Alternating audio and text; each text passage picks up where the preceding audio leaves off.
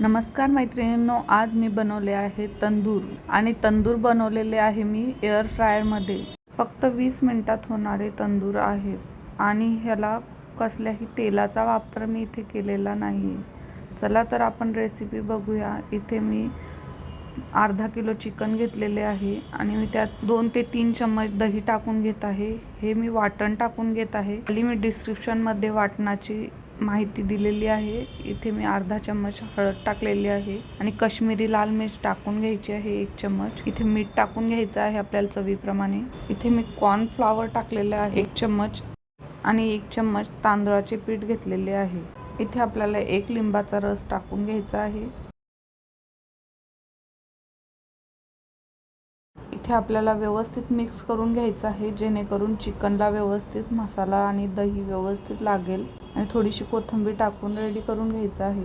आणि तुम्हाला जर झटपट बनवायचं असेल तर तुम्ही न टाइम घालवता एअर फ्रायरला लावू शकता, पण मी इथे 1 तास ठेवून दिलेलं फ्रीजरला आणि आपण इथं सेट करून घ्यायचं आहे 25 मिनिटावर।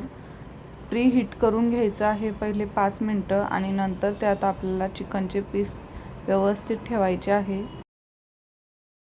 कोणताही तेलाचा वापर केलेला नाहीये, वरतून स्प्रे सुद्धा टाकलेला नाहीये। एकदम 0 ऑइल बनवलेलं आहे आणि खूप छान लागतं विदाऊट तेलाचं। इथे आपल्याला एअर फ्रायरमध्ये लावून घ्यायचं आहे। 20 मिनिटाचा टायमिंग मी व्यवस्थित सेट केलेला आहे। 10 मिनिटं कंप्लीट झाल्यानंतर आपल्याला एकदा हे चेक करायचे आहे आणि साईड चेंज करून घ्यायची आहे आणि परत लावून द्यायचे आहे। इथं बघू शकता तुम्ही किती छान प्रकारे आपले झालेले आहे एअर फ्रायरमध्ये तंदुरी रेडी।